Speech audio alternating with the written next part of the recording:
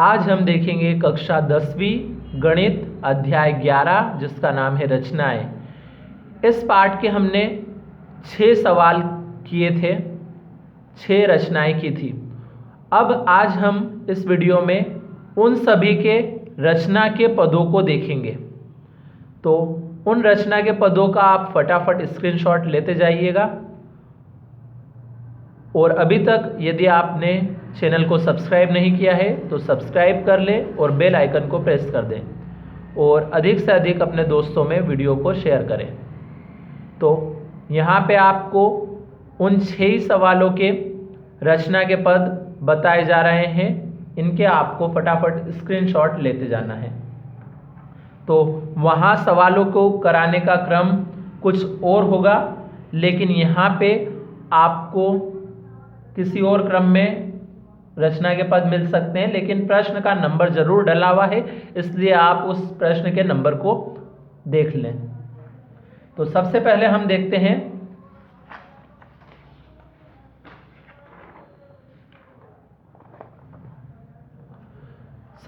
देख लेते हैं हम प्रश्नावली 11.1 का जो पहला सवाल करा था हमने, उस पहले सवाल के रचना के पद है ये।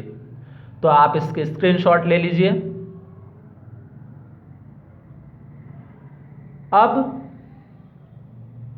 इसी प्रश्नावली का हमने एक दूसरा सवाल भी किया था, उस दूसरे सवाल के रचना के पद देखेंगे। तो प्रश्नावली 11.1 का जो दूसरा सवाल किया था ये है उसके रचना के पद।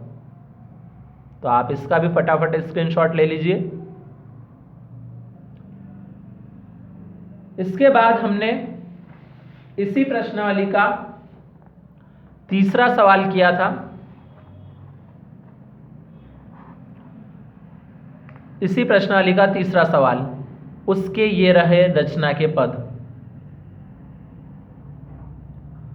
उसके बाद हमने एक इसी प्रश्नावली का 5वां सवाल किया था, उस 5वें सवाल के रचना के पद ये है।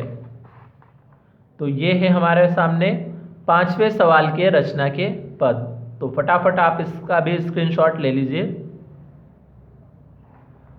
इसके अलावा हमने 2 उदाहरण भी देखे थे, तो उन दोनों उदाहरण के रचना के पद अब है हमारे सामने ये। तो उदाहरण 1 के रचना के पद ये रहे, इसका आप स्क्रीनशॉट ले लीजिए।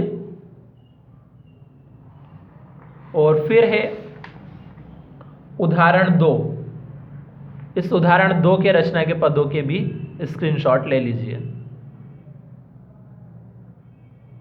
तो इस तरीके से हमने इस अध्याय के 6 महत्वपूर्ण सवालों को देखा और साथ में उनके ये रचना के पद हैं। तो अब आपका ये पाठ कंप्लीट हुआ।